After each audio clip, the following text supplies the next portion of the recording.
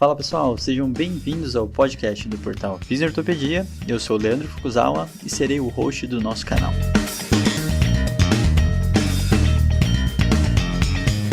Esse podcast tem como função ressignificar o papel do fisioterapeuta em tempos modernos. Fala pessoal, sejam todos muito bem-vindos a mais um episódio de podcast do Fisiortopedia. E agora estamos de volta com os vídeos, então a gente está aqui com a presença de ilustres amigos, pessoas que vocês já conhecem aqui muito bem. E estamos aqui com Léo Ávila, o mais recém-doutor desse Brasil, acabou de defender, Rafa estava na banca, detonou o Léo, fez várias perguntas complexas, mas tudo bem, isso é um pedaço à parte desse episódio, a gente pode fazer depois um episódio sobre isso. E também a gente está com o nosso representante do Norte, né, o professor Aleolino, que vai falar de um tema que ele gravou com a gente aqui na especialização em dor, que é a questão dos flare-ups, tá? Vamos começar pelo começo, já que o Lino foi a pessoa que vai puxar esse episódio aí. Lino, por favor, se apresente para todos. Olá, gente. Muito obrigado mais uma vez pelo convite. Um prazer estar com todos aqui, o Fuku, o Léo, Rafa Light. Eu sou fisioterapeuta, sou professor aqui na Universidade Federal do Amapá. Eu trabalho com pacientes musculoesqueléticos, especialmente na área de reumatologia, pesquisas nessa área em gerontologia também. E, naturalmente, a gente acaba fazendo uma interface aí mais do que necessária em compreender melhor a dor desses pacientes com dores crônicas, dores agudas. E o tema flare-up ainda é um pouco nebuloso para algumas situações clínicas, para muitos profissionais de saúde. É um tema que me interessa e eu acho que a gente vai ter um papo muito interessante e que talvez, se não for capaz de dar muitas respostas, mas vai trazer muitas reflexões para que a gente estude melhor essas condições. E eu estou à disposição, acho que vai ser um bom papo. Muito bom. E também Léo Ávila, ou como vocês podem ver agora na porta dele, o @tudo sobre dor. Por favor, Léo, se apresente, caso alguém não te conheça, né? Mas faça suas apresentações do doutor Léo Ávila. Verdade. Fuku, Rafa e Lino, obrigado pelo convite, pela oportunidade. Assim como o Lino citou, os flares ou flare-ups são um tema que eu também tenho bastante interesse, tendo em vista que ele faz parte da nossa realidade clínica, faz parte do nosso dia a dia, e como o próprio professor Lino citou, é um tema muito nebuloso. Ele transita num limbo entre ofertei algo que decorreu num flare-up ou faz parte da história natural da condição. Então, acho que talvez trazemos essas discussões à tona serão de grande valia, né? Tanto para clínicos, pacientes, ou aqueles que estão se aprofundando ou sendo apresentados a esse termo, esse vocábulo pela primeira vez, né? Assim como todos vocês, eu sou fisioterapeuta, sou natural de Florianópolis, estudei na UDESC, a mesma instituição que fiz o meu mestrado, e como o Fuku citou há pouco, né, acredito que precisamos ser atemporais aqui, então faz pouco tempo que defendi, né, o meu doutorado, o Rafa, inclusive, estava na banca. O Fuku, ele não me detonou, ele foi gentil com colaborações maravilhosas. As pessoas têm que entender que isso faz parte de uma banda. O Rafa fez um personagem que ele estava lá avaliando, que vocês não eram grandes. Realmente é difícil, né, a gente fragmentar a amizade nesses momentos, mas o Rafa, como sempre, foi um profissional exímio e deu, se não há, eu particularmente julgo as melhores colocações. Eu sou clínico, gente, né? Além esse braço acadêmico. Então, acredito que, assim, eu como professor Lino, a gente vai poder colaborar nessa perspectiva clínica, né? Bem como o Rafa e o Fuku. Mais uma vez, obrigado pela oportunidade. Um grande prazer recebê-lo, Léo. Agora que você vai ter mais tempo, a gente vai te chamar para mais coisas. Será um prazer. E o nosso carrasco, Rafael Prasequelite. Rafael, por favor, se apresente. O Fuku tá querendo jogar lenha, assim, ó. Só tá, né, vendo se... Isso daí, o pessoal fala que briga da Ibope, então a gente vai ter uma briga. Falar em flare, né? Vai jogar lenha aí, vai reacender. Tá subindo o papel do episódio aqui do flare-up. Na verdade, esse é um episódio que está na nossa pauta há muito tempo, né, Fuca? Eu acho que já apareceu em alguns episódios que a gente falou sobre a dor crônica como uma doença, a gente falou de mecanismos de dor, as pessoas comentaram sobre flare-ups, aí surgiu a vontade de gravar esse episódio, mas acho que por um viés de agenda de todo mundo aqui, a gente conseguiu trazer esse episódio agora, e foi bom porque, na verdade, a gente trouxe pessoas, né, o Nino e o Léo, com perspectivas diferentes, com expertises diferentes, e eu acho que isso vai agregar bastante. Então, acho que vai ser uma discussão bem legal. Perfeito. Então, vamos literalmente começar do começo. O Lino vai falar um pouquinho da parte de definição, né? Eu acho que até o termo, a gente usa o termo em inglês. Quando o Lino veio gravar aqui, a gente ficou horas falando assim, qual que é o nome que a gente usa em português. Então, assim, a gente pode até discutir sobre isso, porque não tem nenhuma tradução literal, né? A gente acaba utilizando erroneamente a palavra reagudização, e aí tem a questão cronológica de agudo ter o tempo especificamente. Então, Lino, por favor, comece pela definição de flare-up, as possíveis traduções que a gente pode ter, né? E como que a gente pode começar essa conversa aí, por favor. Muito bom. A gente, de repente, tenta fazer, na maioria dos cenários, uma transposição automática do termo, que é utilizado no idioma inglês, mas a verdade é que ele não cabe muito bem, né? E todas essas traduções que a gente tem lidado ultimamente acabam por provocar, em alguns momentos, mais confusão no clínico, no paciente, nessa relação, nesse diálogo, nessa comunicação entre os pares envolvidos, do que propriamente ajudar. Então, vamos começar com o flare, por exemplo, em inglês, que seria períodos, que em geral são de curta duração, em que você tem dor acima daquele usual.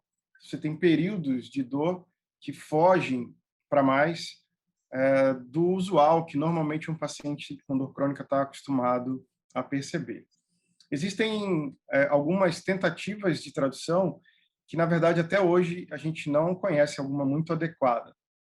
Se você trouxer a tradução mais utilizada, exacerbação, talvez seja o mais próximo, é uma tentativa de explicar um momento daquele contínuo, da linha do tempo do paciente, em que ele teve uma intensificação da dor, às vezes acompanhado da inflamação e às vezes acompanhado de outros sintomas.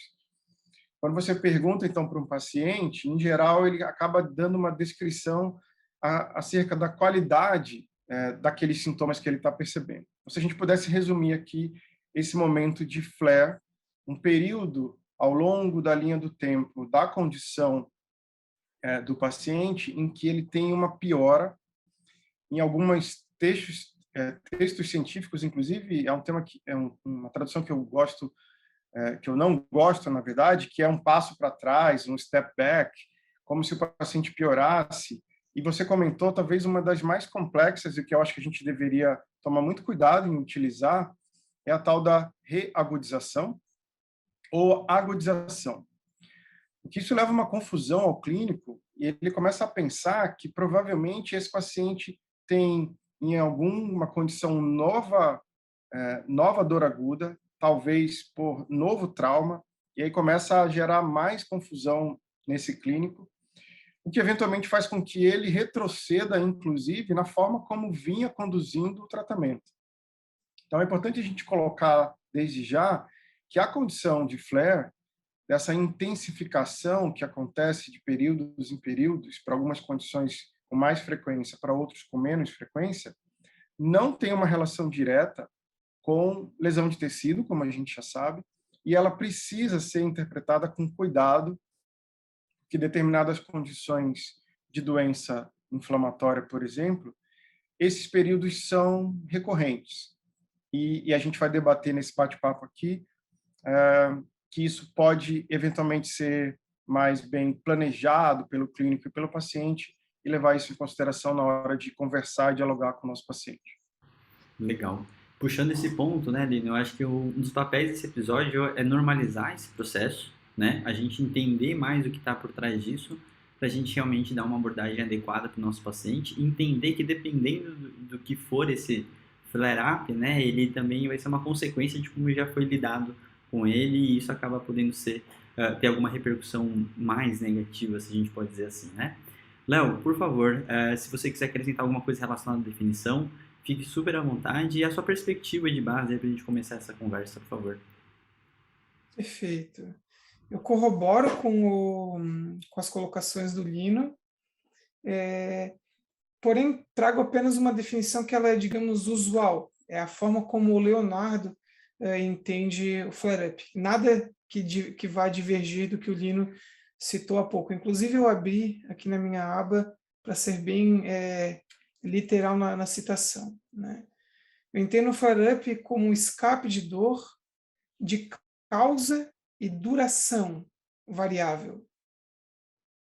Um escape de dor de causa e duração variável. Ou seja, pacientes com dor crônica, aí eu puxo em especial para aquela população que eu lido, recorrente ou contínua, né, que são duas subcategorias que a gente vai conversar mais para frente, temporais, enquanto a manifestação da dor, podem apresentar escapes de dor, ou seja, variação, comumente para mais, na intensidade da dor ao longo do tempo. Então, esse é, por definição, de forma bastante sucinta, é o que eu entendo como flare-up. E puxando, Foucault, o que você citou e o que o Lino citou, inclusive lá na fala inicial, até anotei aqui ao lado, né? É bastante comum nós vermos colegas das mais variadas áreas da saúde empregarem o termo, né? Exacerbação eu não vejo com maus olhos, porém agudização eu não vejo com bons olhos, né? Tendo em vista o que a palavra traz consigo. Geralmente uma associação não muito inadequada. Eu acredito, isso é uma crença minha, que comumente quando você remete ou emprega a palavra agudização, um profissional da saúde ele comumente associa a uma dor nociceptiva química inflamatória, que há algum tipo de inflamação ou química detectável envolvida. Isso aos meus olhos, tá? Não estou falando pautado em nenhum estudo. Isso, como o Lino bem citou, pode deixar a condução do tratamento em xeque por conta de um entendimento inadequado, às vezes rever algo que não necessariamente precisava ser revisto por conta de talvez ser um escape natural ou possivelmente esperado ao longo do tempo. E um último detalhe, né, tendo em vista essa confusão ou essa dificuldade em fazer uma tradução literal, eu não sei o que vocês acham, até gostaria de perguntar para vocês. E quando a gente utiliza a palavra escape, ao invés de exacerbação, ao invés de agudização, será que um escape talvez não faça mais sentido nós empregarmos no nosso dia a dia? Por exemplo, se nós estamos lidando comumente com alguns colegas prescritores, né, ou um médico, ou um profissional da odontologia, por exemplo, não é incomum você conversar com eles ou elas e com os pacientes, e o paciente trazer consigo, né, nas suas prescrições de fármacos, drogas que são para escape de dor. Drogas que não se fazem presente de forma que não são necessárias o uso, o emprego de forma contínua. Quando há um escape, um aumento da intensidade, ela tem essa droga de reserva. Então, comumente, né, ao menos no meu entorno, né, eles vêm com esse termo. Isso aqui é para o meu escape, né, quando eu tiver uma acentuação do quadro, uma piora. Então, acredito que, né, faça até esse questionamento para a gente discutir um pouquinho mais para frente. Ô, Léo, aproveitando só que você está com a palavra, se você puder até estender a questão do CID, eu acho que é interessante, aí depois eu já puxo o Rafa para dar a opinião dele de base. Tá bom. Pessoal, novamente, né, não estou me limitando a nenhuma condição de dor crônica. Estou falando da entidade agora da doença propriamente dita. Eu acredito que seja válido todos que estão nos ouvindo terem ciência de que o fato de uma pessoa ser portadora da doença dor crônica, eu me refiro à doença tendo em vista a inscrição na CID desde 2019, não necessariamente se traduz naquela pessoa sentir dor todos os dias. Ou seja, existem subcategorias temporais, né, para a manifestação da dor, que são 3, pelo menos segundo o ACID, né? Lembrando que ela é exclusiva para condições crônicas, não agudas, né? Então, a primeira subcategoria temporal de dor crônica é dor contínua, ou seja, o paciente apresenta uma dor linear ao longo do tempo, sem variações significantes. Contudo, sente dor diariamente. Uma segunda subcategoria é dor recorrente, associada a flare-up. Ou seja, o paciente não sente dor todos os dias, contudo, quando a dor vem à tona, ela está associada a um escape de dor, a um flare-up, de causas variáveis, que a gente vai discutir, detectáveis ou não, que a gente vai discutir um pouco mais à frente, e de duração também variável, enquanto a intensidade também variável, né? Mas comumente transita de moderada a alta.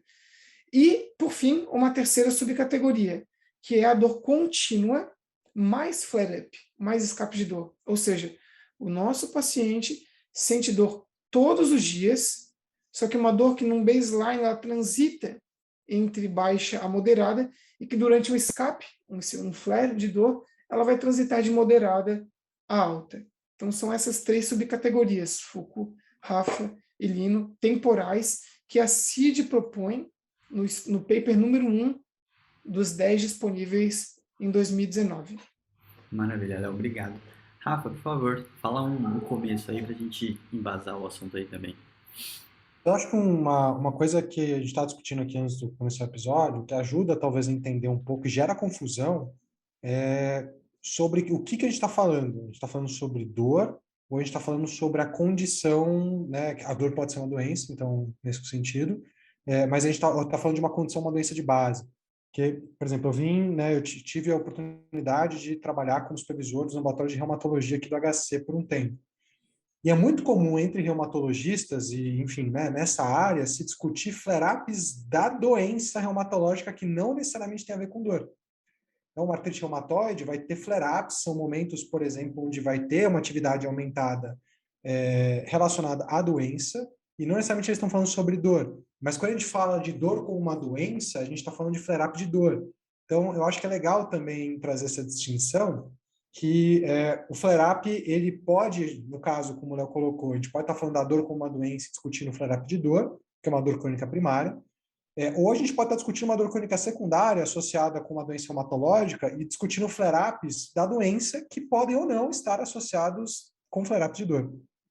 Então, acho que isso também ajuda a organizar um pouco a cabeça, porque a gente está falando de flare-ups não necessariamente, às vezes de dor, às vezes de doença. Eu acho que é legal trazer isso à tona aqui.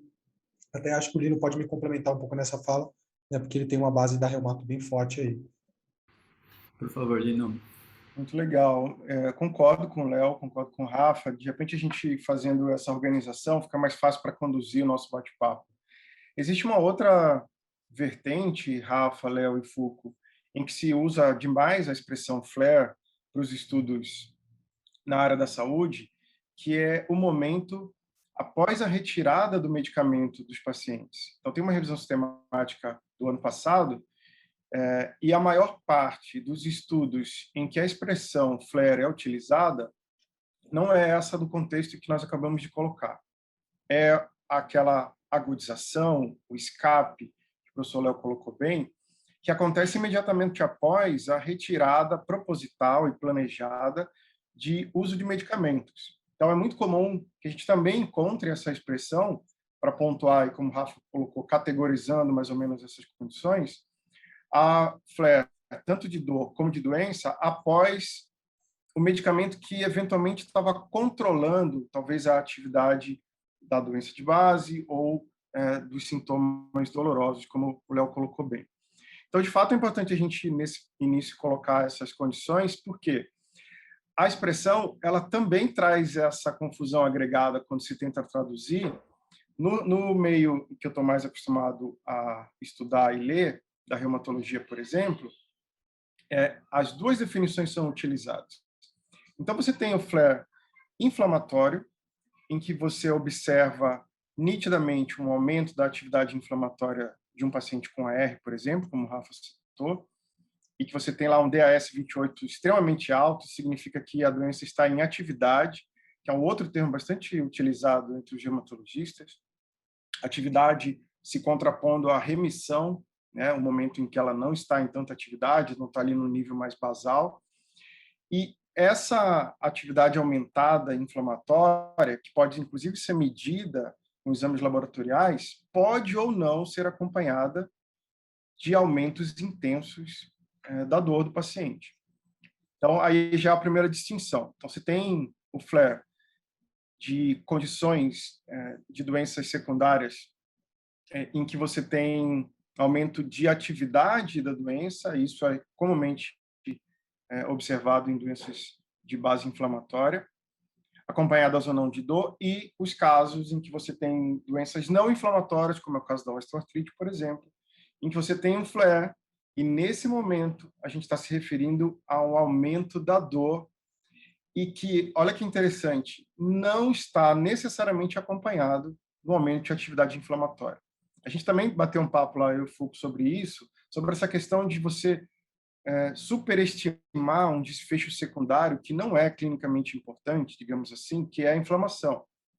Por outro lado, também penso que a gente não deveria subestimá-lo, porque em várias condições, esses traumas causados pelas recorrentes inflamações, que podem durar, às vezes, muito tempo, começam a modificar a estrutura e a função do sistema, inclusive do sistema nociceptivo, e isso pode deixar um rastro muito perigoso para o nosso paciente. Então, diferenciando aí, Rafa, a gente tem flare descrito para aquela condição. Como é que você se sente depois que você parou o remédio? E o paciente fala, nossa, piorei muito. Olha, eu estava super controlado, mas agora que meu médico pediu para eu parar, eu voltei a esse nível. Essa é uma outra forma de usar essa expressão.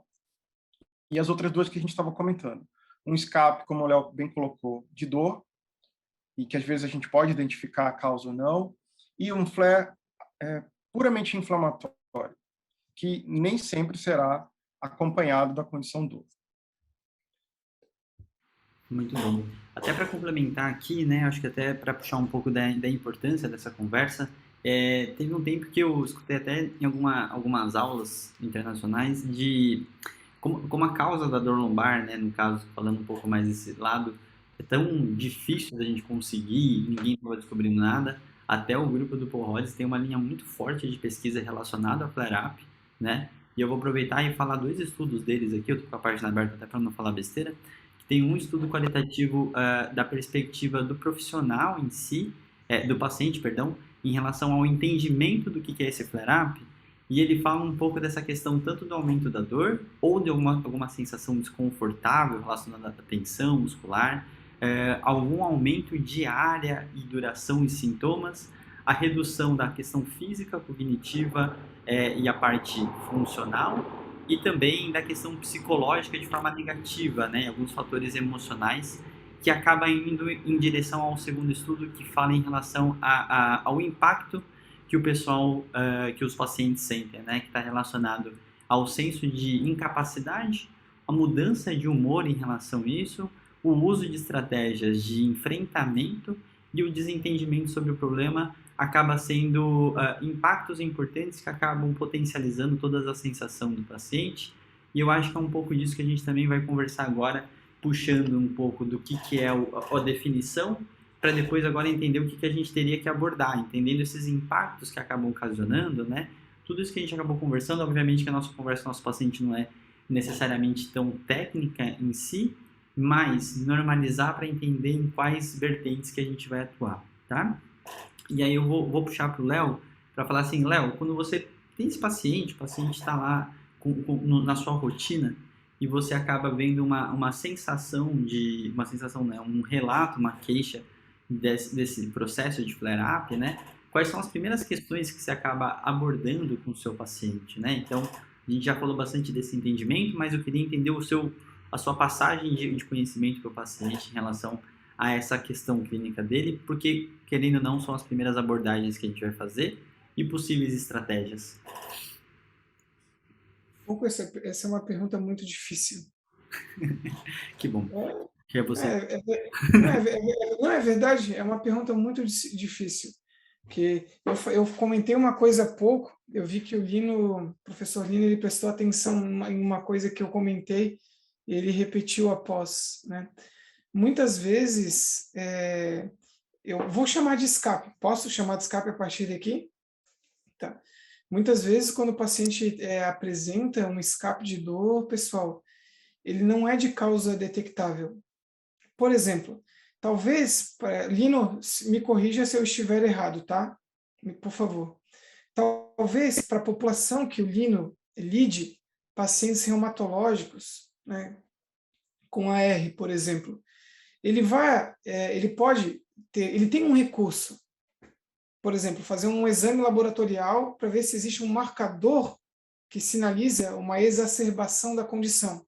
Por exemplo, se for uma condição inflamatória. Isso é um exemplo didático que eu estou citando.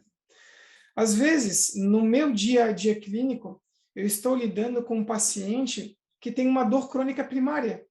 Vou dar um exemplo clássico, uma dor generalizada, fibromialgia, com um diagnóstico correto.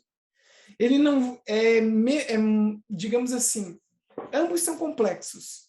Porém, talvez nesse paciente possa ser um pouco mais complexo, até pelo fato de você não ter um marcador que justifique esse escape de dor. Então, Foucault, é aquela máxima que basicamente a maioria dos profissionais da saúde pecam. E veja se vocês estão de acordo, porque isso é algo pragmático. Tá? Eu gosto de trazer bastante essa discussão à tona. O fato de um paciente ser portador de uma condição crônica, nesse caso dor, ser esperado que ao longo do tempo escapes de dor virão à tona, a probabilidade ela é muito grande, não necessariamente se traduz que escapes seguintes sejam sempre associados aos fatores prévios. Por exemplo, um paciente com um diagnóstico de dor crônica primária generalizada, fibromialgia, ele vai sempre apresentar o mesmo escape de dor associado a uma questão puramente cognitiva? Catastrofização ou preocupação excessiva? Não necessariamente.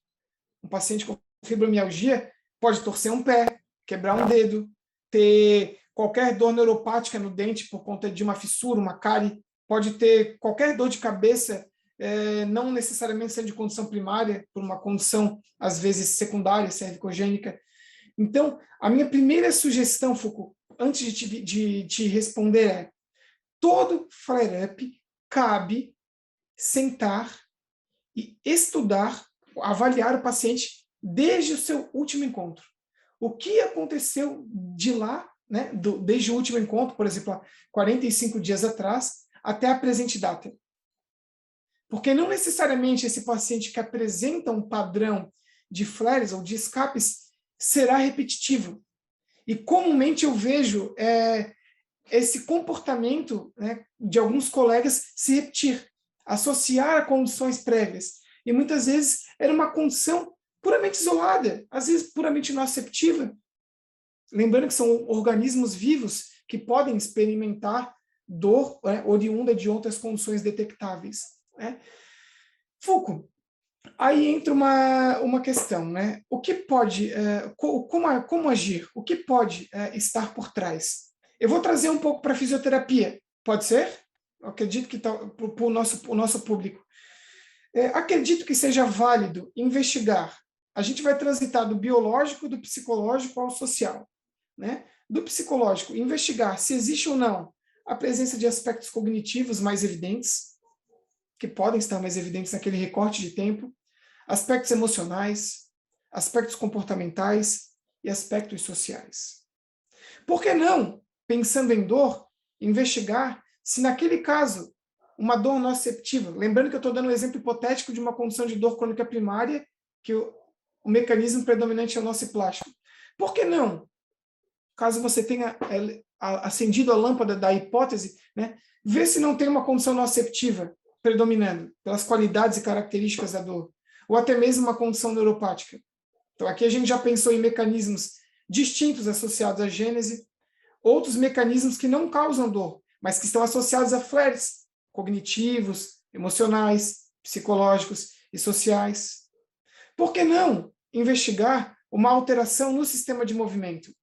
É algo que o Rafa domina com maestria. Citando o Rafa, comumente, pessoas com dor tendem a se movimentar diferente. Será que ao longo desses dias ou dessas semanas, o paciente, por ter experimentado uma dor, por exemplo, diferente, ou qualquer outra condição, não começou a mudar a forma como se move, de forma patológica, disfuncional, mal adaptativa? E isso pode decorrer num bracing, numa aferência na região onde dói.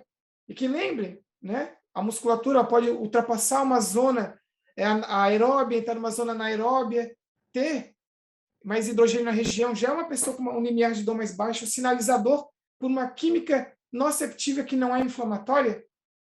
Às vezes, será que não há uma sensibilização periférica mais evidente na região onde dói?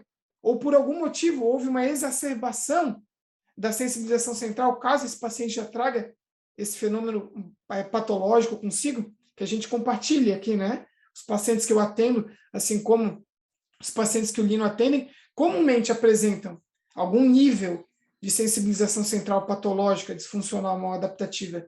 Então, a minha sugestão, Foucault, é ver se a dor está, pensando em dor, se a dor realmente está associada ao mecanismo de base, se não existem outros dois mecanismos, naquele recorte de tempo que a sobreposição ficou mais evidente, identificar a presença ou não de fatores cognitivos, emocionais, psicológicos e sociais mais evidentes naquele recorte de tempo, as alterações no sistema de movimento, se estão patológicas, corroborando com esse escape de dor, e se há alguma sensibilização central mais evidente, ou até mesmo periférica, ou ambas. Aí, a partir daí, a gente deixa uma margem para falar como abordar mais para frente. Bom, então, quer falar, Lino? Eu queria só complementar, eu concordei aqui com o professor Léo em tudo que ele comentou. Primeiro ponto, só para relembrar aqui, que a gente precisa ouvir o paciente. Perfeito. E o paciente, a história dele diz muito, A gente acabou de ver alguns estudos saíram aí que se você ficar 30 segundos calado, quando ele começar a responder, vai fazer muita diferença, porque você vai compreender o que ele precisa te explicar. Então, isso vai ajudar muito. Tem outro ponto que a gente já discutiu em Foucault em outro momento, que eu acho que cabe aqui, só para fechar a ideia que o Léo colocou, é o seguinte. O paciente que tem flare-up, 53% dos pacientes com dor crônica tem flare-up, inclusive os pacientes que eu atendo, Léo, tem dores crônicas. Então, o paciente AR é crônico. Hoje, de manhã, atendi um paciente que tem AR há 11 anos. Então, ela é crônica. E eu acho que a ideia é exatamente que você não dê um enfoque diferente do que você faria com outro paciente que já tem dor crônica. Você precisa olhar para todas essas possibilidades. Então, a experiência de ouvir o paciente te dá esse background para que você comece a entender que em determinados momentos durante o teu atendimento, a forma como ele te descreve, ela é tão rica que você já tem caminhos. Eu dei esse exemplo em outra conversa nossa, em que tem uma paciente que tem fibromialgia e OA de joelho. Em algum momento, depois de meses de atendimento, ela virou para mim e para a aluna que estava nos atendendo, ela falou assim, não, hoje não é essa dor aqui, hoje é aquela que é em todo lugar. Se você prestar atenção, você não precisa de muito mais para começar a entender do que ela está falando. Então, é riquíssimo ouvir o paciente. Acho que esse é um ponto que vale a pena, e aí, fechando a ideia agora, Léo, prometo, apenas 40% da dor dos pacientes com artrite reumatoide, por exemplo, é explicada apenas por inflamação. Então, a gente tem aí 60% dos pacientes que continuam tendo dor e ainda que adequadamente prescritos anti-inflamatórios ou drogas modificadores do curso da doença, essas dores não melhoram. Por quê? Porque os pacientes têm sensibilização central, sensibilização periférica. Esses pacientes crônicos, ainda que tenham comumente lenha nociceptiva para queimar, tem um estímulo periférico, e a gente falou um pouco disso no módulo de dor aguda, eu preciso olhar para a periferia e eu preciso olhar para os sistemas mais centrais. Na verdade, eu preciso, como o Léo falou, estar aberto para entender o que está acontecendo com esse paciente, e pode ser que nesse mês ela tenha, sim, uma causa central, e pode ser que mês que vem essa queixa de dor não tenha mais ali tanto componente periférico envolvido. Então, acho que isso é um bom começo para a gente avaliar, ouvir o nosso paciente. Era só para fechar a ideia do Léo aí. Obrigado, Léo, muito bom. Eu que agradeço, concordo com você 100%. Eu acho muito interessante, principalmente a forma que o Léo colocou, no aspecto de a gente não começar a investigar de uma forma repetitiva, né? Por mais que o evento seja semelhante, ele pareça ser semelhante, eu acho que o viés terapêutico que a gente tem que tomar cuidado é isso, né? O mesmo flare que causou, o mesmo fator que causou o flare em algum momento passado não vai ser o mesmo que vai causar agora. Então, a partir do momento que eu tento me neutralizar de não repetir o mesmo processo, eu tenho que lembrar que ele vai ser um paciente como se fosse numa avaliação, vamos pensando assim, comparando assim, só que eu já sei de algum histórico dele. E aí, na minha opinião, eu acho que é o momento que a gente tem que utilizar de uma forma a nosso favor e a favor do paciente para esse entendimento ser um pouco mais trabalhado, vamos pensar assim, né? Então, toda vez que eu falo, né, principalmente no curso de educação, eu sempre falo que eu, entre aspas, comemoro que o flare-up foi durante as sessões, porque é um momento que você pode acolher ele está próximo, né? Assim, vou roubar o exemplo do Lino, que é um momento que muitas vezes o paciente te liga e fala assim, hoje eu não vou porque eu estou com muita dor, né? Então, assim, já parte do princípio que o paciente não entendeu o que ele está fazendo naquela terapia, né? Então... E às vezes o físio responde ok, que é péssimo, né? Exato. E aí eu acho que é aí que mora o problema, que eu acho que esse é o grande, vamos pensar, a grande abordagem, entender que um paciente, como a gente está falando de dor crônica, artrite reumatoide, ele vai ter vários episódios e entender que esse processo somatório, ele vai sendo cansativo para o paciente, né? O nosso entendimento está nisso e eu acho que uma outra problemática ele vai se deparar em diversos momentos da vida dele com alguma cura mágica, alguma promessa, algum tratamento novo. E aí, nessas horas, eu acho que o nosso maior papel como terapeuta é tentar aliviar ele e falar assim, cara, cuidado para não cair nessas ciladas, né? Porque nessa hora que a gente vai entender que o cara vai começar a fazer um tratamento mágico, alguma coisa holística da vida, que tem esse acolhimento e essa promessa falsa, né? Então, eu acho que tem algumas problemáticas aí que seriam os reais impactos negativos, né? Rafa, quer complementar? Eu tive uma reflexão há pouco tempo, assim, falando com colegas de outras profissões, né, porque o que eu gosto de falar para pessoas de fora da física é que te forçam a pensar em exemplos que fazem sentido para pessoas que não são só da nossa área, né? Então, é interessante isso. E uma reflexão que eu tive, achei interessante, foi tentar pensar e falar para outros profissionais para pensar em pessoas com dor crônica como eles pensam num paciente com qualquer outra doença crônica não transmissível. Então, você pega, né, para um médico, por exemplo, e fala assim, o que você entende que é um bom tratamento para hipertensão? É você simplesmente tratar um pico pressórico? É o paciente que, por exemplo, está num pronto-socorro, você ir lá medicar ele, tá bom? Você tratou ele? Porque é o que normalmente se faz na físio, né? O paciente vem num flare-up, ele vem com dor, a gente trata com, normalmente, né? A gente não, mas o mercado é o que ele vai encontrar.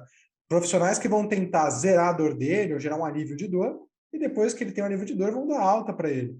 A gente hoje entende que um bom tratamento de uma doença crônica não transmissível, seja ela diabetes, seja ela hipertensão, seja ela uma dislipidemia, envolve você educar a pessoa com relação ao que ela tem, ajudá-la a fazer sentido daquilo e quais são os fatores associados com aquilo, fornecer, sim, ferramentas para ela lidar com aquela condição ou até com as exacerbações ou escapes.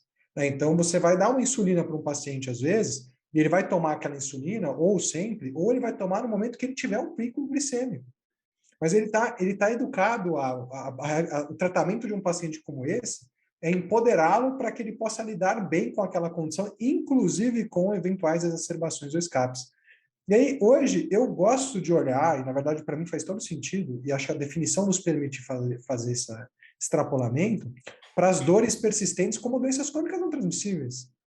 De forma que você tratar um eventual escape de dor, uma eventual exacerbação, só com o objetivo de diminuir dor, não é um tratamento para um paciente como esse. Um tratamento para um paciente como esse seria bom, né, quando você consegue, de novo, educá-lo com relação à condição que ele tem, fornecer ferramentas para ele lidar com aquilo sozinho, ter automanejo, fornecer ferramentas para ele lidar com exacerbações também, e que ele consiga ter independência para lidar com aquela condição, ele assuma o papel de cuidar daquilo, né?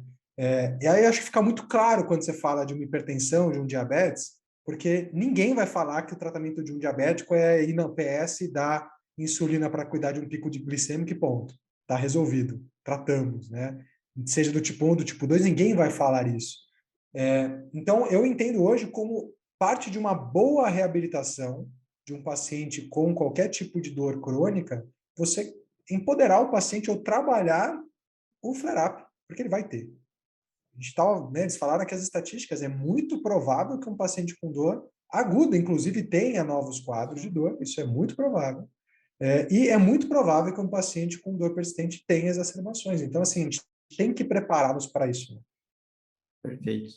E eu acho bem interessante, né, toda essa abordagem, porque nessa hora a gente começa a entender, e na real, na minha opinião, a principal abordagem, a gente já está falando que está relacionada à educação do paciente e orientação com ele, em relação até o comportamento perante, que é o coping skill, né? O que esse paciente tentou fazer ao sentir que a dor tenha voltado com uma certa intensidade, alguma incapacidade tenha acontecido, né? Eu gosto de falar muito escrachadamente com o paciente, falar assim, ó, você não me procura de novo antes de você já tentado isso, essas coisas que a gente fez, né? Porque parece que que ele viria para dar a mesma orientação que numa avaliação inicial. Então, entender que esse processo somatório, ele vai ser aumentar o repertório desse meu paciente para esse momento de incapacidade, eu acho que é uma grande chave, né? Eu não sei o que vocês acham, a gente chamaria, se vocês acham que tem alguma abordagem diferente do que seria um paciente de um flare-up, né? Ou se a gente está falando realmente de reforçar e detalhar mais ou alertar em alguns aspectos específicos, né? Tem alguma abordagem diferente a mais que vocês fazem diferentemente de um tratamento com uma dor persistente ou alguma subcategoria específica, né? Até voltar para o Lino aqui. Tem alguma coisa diferente, Lino? Olha, Foucault, essa é uma pergunta muito interessante e vou começar pelo que o Rafa e o Léo colocaram antes. Acho que a primeira modificação que vale a pena a gente destacar aqui no nosso bate-papo é a forma como o paciente e o terapeuta precisam ver o momento. E você tocou num ponto importante, que esse é o momento de terapeuta e paciente estarem juntos. E não do terapeuta falar assim, então descanse, semana que vem, quando estiver melhor, a gente retoma. Isso acho que é o primeiro ponto nessa abordagem do comportamento, e isso demonstra claramente uma incompreensão profunda do papel de ambos, talvez aí, né, do paciente em precisar dessa ajuda, lembrando que ele não tem a obrigação de saber do que está acontecendo, mas uma incompreensão profunda do terapeuta quando aceita, ele acaba então reforçando esse comportamento de medo, de evitação, às vezes de hipervigilância do paciente, fala assim, não, então, por favor, não faça nada, deita aí. Primeira mudança é nesse comportamento do profissional de saúde em relação a esse momento. O acolhimento, que eu acho que alguém utilizou essa palavra agora há pouco, que é extremamente importante, como o Rafa falou, a gente precisa municiar o doente, que tem uma condição crônica, e adicionar conhecimentos a respeito dos flare-ups. Eu tenho uma experiência com os pacientes e a gente faz isso propositadamente, a gente entrega um pequeno caderno e ele anota dia após dia aqueles 5, 6, 7 dias de flare. E ele não só anota aquilo que piorou, ou que ele percebe que piorou, como uma questão de trabalho que ele teve que se aborrecer, foi estressante, aquilo ele percebeu mais dor, como a gente pede para que ele anote que tipo de situação acalmou, ou que a dor diminuiu um pouco. E aí a gente começa a montar um guia individualizado para aquele doente, e para que depois a gente trabalhe isso com ele num próximo encontro, do que para você funciona, o que para a senhora funcionou, do que para o senhor funcionou. Então, é claro que quando a gente fala do ponto de vista conceitual, identificar atividades prazerosas é um conceito muito amplo, mas isso vai variar de indivíduos para indivíduos. Então, alguns pacientes falam assim, olha, eu vou brincar com o cachorro e de repente eu percebo que eu não estou mais sentindo tanta dor. Pronto, então eu quero que a senhora me escreva isso e aí a gente vai reforçar isso no próximo encontro, que talvez, olha que interessante, uma das atividades que são terapêuticas para a Dona Maria seja brincar com o seu cachorro.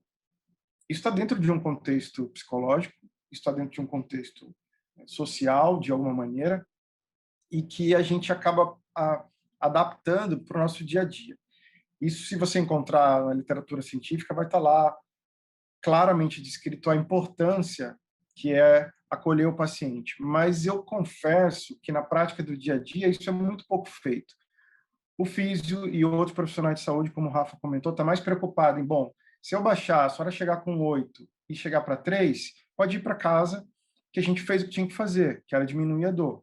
E o ponto não é esse. O ponto é ensinar o paciente a cuidar a tal ponto que ele diga assim, mas aí eu lembrei que a gente faz isso, eu fiz em casa e pronto, eu não precisei vir aqui.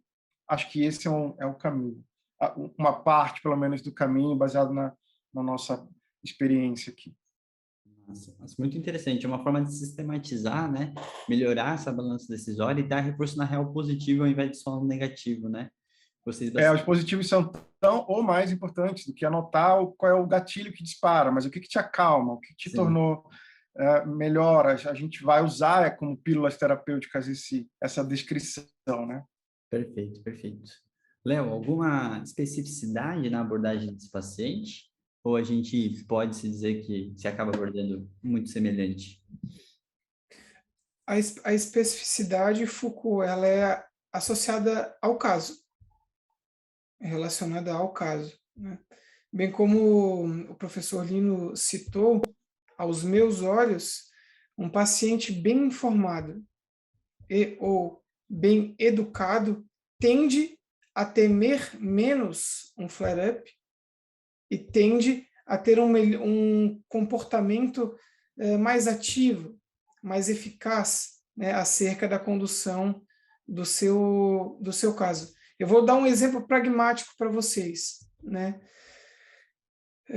Ou o paciente me encontra pela primeira vez, ou seja, ele vem ao meu serviço pela primeira vez, e talvez ele possa vir num flare-up, ele me procurou talvez num flare-up, ou eu, ao longo do tratamento, vou ter, de fato, a oportunidade de presenciar um ou mais flare-ups. Aí entra um cenário, né, pensando no paciente que está em tratamento comigo. O paciente ele tem um plano de tratamento, Foucault. No meu caso, né, como eu disse para vocês, é pragmático, ele é fragmentado em 4 partes.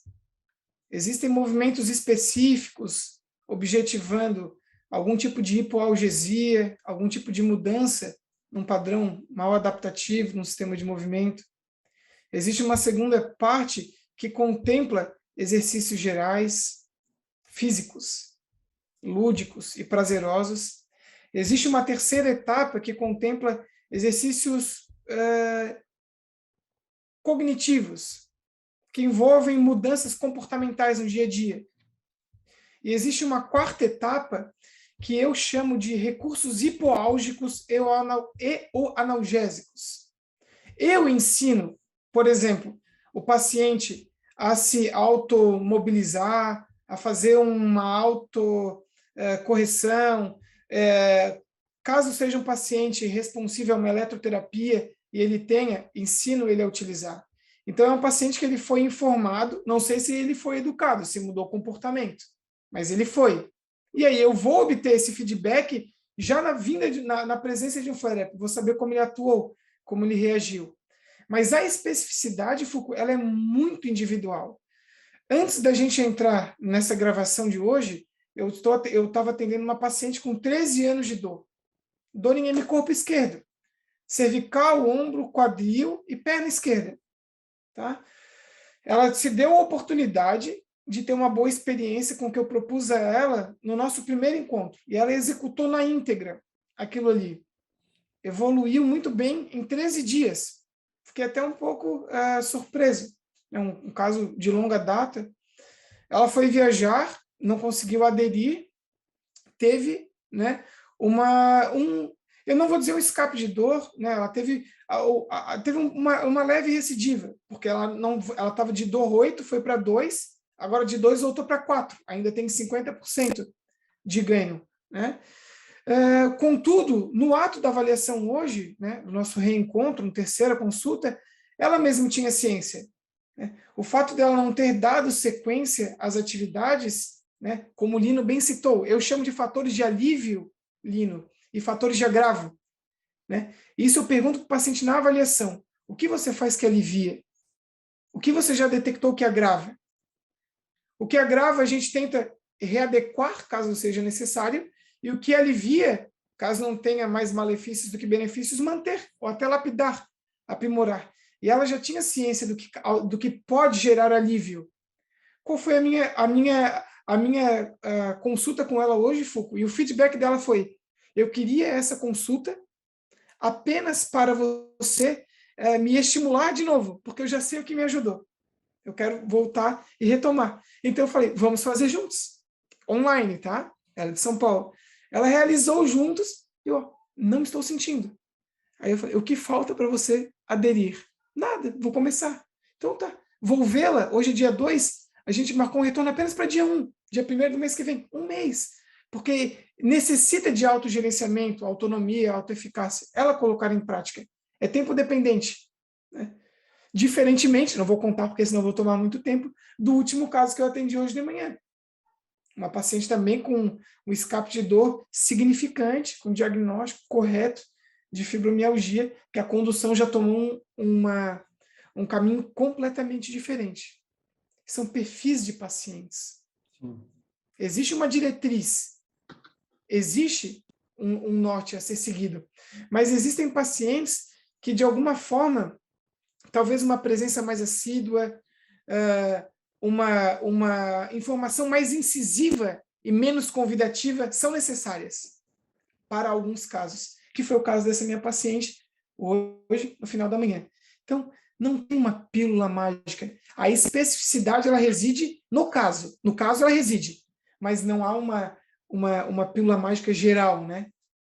Não sei se eu consegui te responder. Mas eu acho que o principal ponto que você coloca, que eu gosto de ressaltar, é a questão da nossa intensidade como terapeuta, né?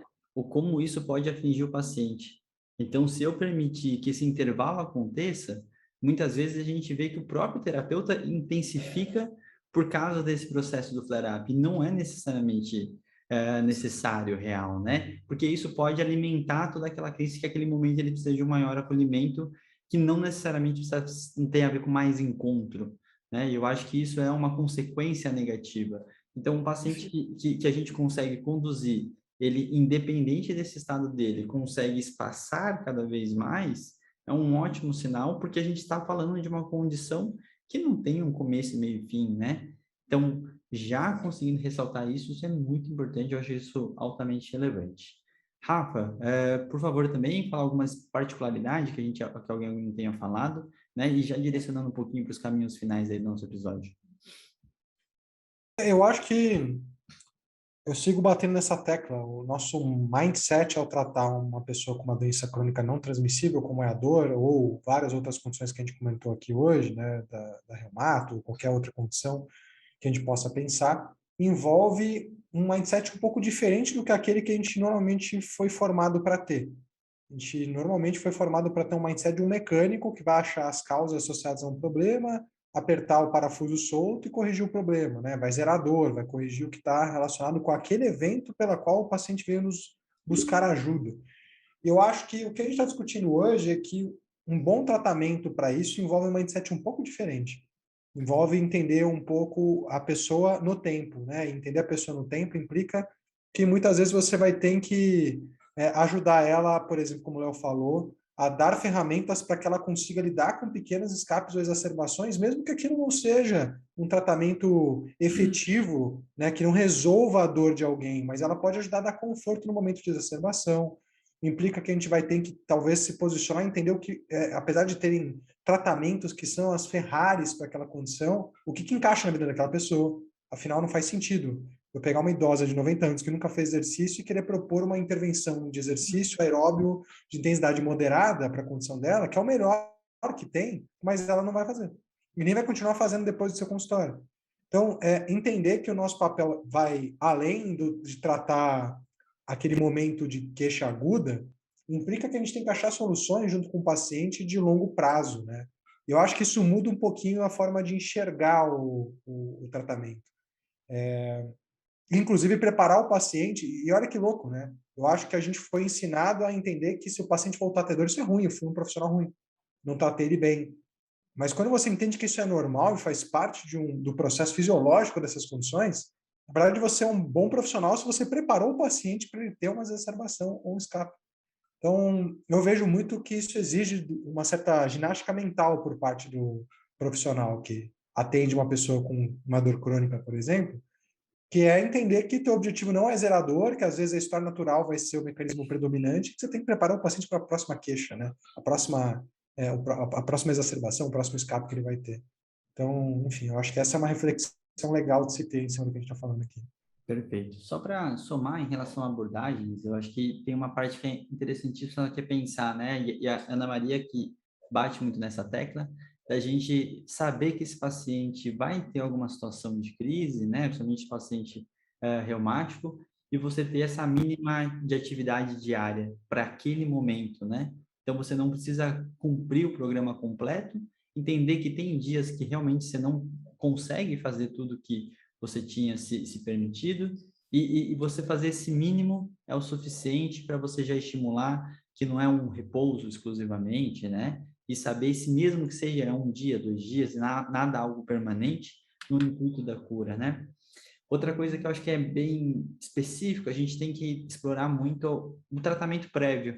E aí tem uma grande diferença se for um tratamento prévio de um outro terapeuta ou se os seus próprios tratamentos prévios e ele está tendo essa recidiva, né? Então, nesse processo é interessante quando a gente coloca isso para entender até da perspectiva do paciente se ele acredita que o tratamento e o flare aconteceu por ter faltado algo ou se ele já entendeu a natureza daquele processo e o que ele acredita que ele precisa de ajuda.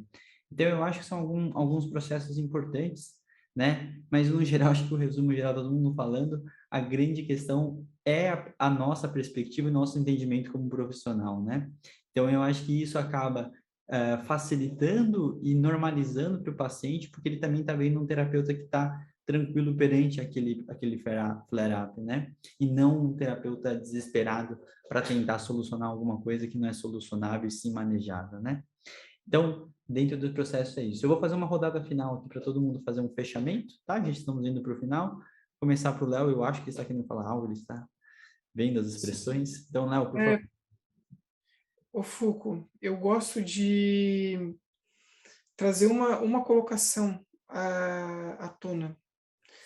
Nós conversamos hoje dentro de um modelo ideal. Como se comporta, como a entidade, né, o escape se comporta, como tentar detectá-lo e como tentar abordá-lo. A vida real ela é diferente. A vida real exige do profissional que está ali sujando as mãos muito jogo de cintura. Por quê? Porque não são todos os pacientes que entendem. Isso é da natureza humana. Não são todos os pacientes que se sentem seguros a sós para autogerenciar a sua condição no escape de dor. Tem pacientes que sofrem, temem, sentem-se deprimidos, isolam-se socialmente no escape de dor. Por isso que eu gosto de transitar no limbo entre autonomia em excesso e ausência de proximidade com o profissional da saúde. Eu gosto de transitar nessa linha tênue, em que o paciente ele tem o meu contato, em que ele tem liberdade para me mandar uma mensagem no momento de dor ou insegurança. Porque muitas vezes, se há um longo distanciamento entre um encontro e outro, e você deixou toda a responsabilidade com o paciente, o quadro ele pode desenrolar negativamente ao longo desse processo. Porque nada impede que a paciente que eu avaliei antes do nosso encontro aqui tenha se sentido bem apenas no ato da consulta. E amanhã ela não acorde bem. E ela não tenha adesão àquilo que nós combinamos dentro de um mês. É um mês entre aspas, pouco efetivo, perdido. Eu gosto de transitar entre os excessos de liberdade, né, e as ausências de contato e o contato excessivo. Então, o simples fato, eu acredito que todos vocês possam talvez sentir conforto nessa condição. Imagine um cenário que vocês tenham uma condição de saúde que ainda está em uma fase de entendimento ou é de difícil controle. Como é gostoso, confortante, ele traz segurança ter o contato daquele profissional que está lhe orientando para qualquer possível ou provável intercorrência. Eu não sei, esse é o Leonardo pragmático. Tá? E uma última colocação, pessoal. Existem tratamentos que têm início, meio e fim. Existem tratamentos que têm início e eles são continuados. E que o objetivo é ver o menos possível o paciente. Mas em algum momento do tempo nós vamos vê-los ou vê-las. Condições reumatológicas, condições de dor crônica de difícil manejo, uma dor generalizada, uma dor pélvica crônica, uma síndrome da dor regional complexa, são quadros que têm início, meio, mas não têm fim, eles são continuados. Então a gente, entre aspas, busca encontrar a dose mínima de exposição ao profissional para o paciente autogerenciar. Perdão pela extensão, é que eu acho que esse devido ao alcance do podcast de vocês, é uma oportunidade de mostrar que a vida real ela é descontrolada, que existem insucessos, que existem flare-ups que a gente não vai conseguir controlar, que existem pacientes que nós não vamos conseguir ajudar, mesmo que o paciente faça tudo, e nós façamos tudo que a ciência nos agracia, nos proporciona. Né? Por que Foucault? E Rafa e Lino? Porque também é confortante para o colega da saúde que está no outro lado nos ouvindo ter ciência que ele não está ouvindo um super-herói, né, uma pessoa completamente diferente, que só tem cases de sucesso. Existem muitas frustrações, muitos insucessos e muitas dificuldades. Né? O nosso recorte inicial da conversa de hoje foi um cenário ideal de pacientes responsivos, que têm um autogerenciamento, que a gente consegue controlar. Mas é sabido que a vida não é assim. Não é assim. Perdão se eu me estendi, se vocês não concordam, mas eu acredito que seja sempre válido para as pessoas realmente poderem se identificar. Ufa, eu não estou a sós, então não sou eu quem erro tanto. Sim. Isso acontece, é comum. Eu concordo 100%, Léo. Obrigado por ter levantado esse ponto, né? E eu acho que quando a gente fala desse mundo perfeito, eu acho que é o direcionamento que a gente tem que ir dentro da nossa terapêutica, né? Então, eu acho que facilita bastante, mas a colocação do Léo é muito perfeita em relação a não vai ser tudo tão bonito em todo mundo e a gente sempre vai ter diversas problemáticas, né? Lino, por favor, palavras finais aí para a gente fechar esse assunto. Muito bom, concordo gênero, número e grau com o Léo e não vou me estender, mas essa mensagem é importante por dois aspectos, né? O primeiro deles, porque a gente está falando de uma condição que não é detalhadamente conhecida ainda. Então, como o Léo bem lembrou, a gente está caminhando e aprendendo durante o percurso. E é importante que a gente esteja atento ao que está acontecendo, que é resultado das nossas ações. É importante que a gente observe o que está acontecendo e que, eventualmente, não é o resultado das nossas ações, e sim da interação da condição do paciente, o meio, outros profissionais de saúde. E aí eu vou abrir um rápido parêntese. Eu já ouvi de outros profissionais de saúde que o flare era algo benigno, que o flare poderia ser algo considerado inofensivo. E o entendimento era que aquilo era uma tentativa do organismo, seja de uma região grande ou uma região pequena, tentar novamente entrar em uma homeostase. Então, olha, inflamar ou ter isso em alguns momentos, que vai durar 5, 4 dias, é bom, é necessário, é assim mesmo. E a gente deveria tomar muito cuidado com esse tipo de aconselhamento, porque eu cuido de pacientes que ouvem isso ainda de profissionais de saúde, e quando a gente vai conversar, e o Léo tocou num ponto super importante, a Arthritis Foundation fala em contactar pessoas, e ele deu um exemplo ótimo, paciente contactou uma pessoa e essa pessoa era o fisioterapeuta. Que excelente, né, Léo? Contactar pessoas no geral, ter um plano de ação quando acontecer é muito importante. Então, entender que essa pessoa é influenciável, esse paciente pode ser influenciável pela nossa opinião, pela opinião dos familiares, pela opinião de outros profissionais de saúde, e nós no Brasil sabemos muito bem como funciona essa hierarquia ou pseudo-hierarquia entre profissionais de saúde. Já viu o Léo falando disso em relação à dor. Quem é que trata a dor? Quem trata é quem entende do problema. E isso são questões que nem sempre a gente consegue controlar. A gente está falando de um mundo que seria ideal, e eu concordo com o Léo que não é, e para o paciente também não é tão fácil. Tá? Então, minhas palavras finais, a gente precisa se debruçar um pouco mais sobre o entendimento de como esses pacientes convivem, e eu concordo com o Rafa e com o Léo, que a mentalidade aqui a gente vai viver com isso, a senhora vai viver com isso, e como é que a gente pode fazer isso da melhor forma possível? Isso não significa não ter mais o problema ou nunca mais sentir dor. Significa que quando acontecer, o que vai acontecer, nós juntos saberemos minimamente como conduzir, ou isso torna a nossa dupla, né, a nossa interação, terapeuta e paciente, nós ficamos mais calmos. E tem estudos que falam isso. O paciente fica menos ansioso, menos desesperado, quando ele foi informado do que pode acontecer. Acho que esse é um ponto que a interação, eu concordo com o Léo, deve acontecer. Que dose, eu acho que eu ainda não tenho certeza, mas ela deve acontecer. E que bom que alguns pacientes buscam o terapeuta com quem ela se sentiu acolhida para fazê-lo. Tá? Obrigado, acho que foi um papo esclarecedor, ele me gerou mais dúvidas do que respostas, isso é bom para a gente pesquisador. Eu anotei aqui pelo menos umas 3 perguntas de pesquisa qualitativa para os meus alunos sofrerem um pouquinho. Agradeço mais uma vez a oportunidade. Perfeito. Eu que agradeço, também tenho algumas ideias aqui, Lino, já que você é professor de faculdade, a gente joga para ti. Bom, queria só agradecer esse super encontro aqui, muito fenomenal. É uma temática realmente que difícil até saber como que a gente ia desenrolar, mas eu não tinha dúvida que com esses profissionais aqui com vocês seria muito incrível, muito enriquecedor. Então, queria agradecer a presença de todos novamente, um grande abraço, a gente se vê no próximo episódio e valeu!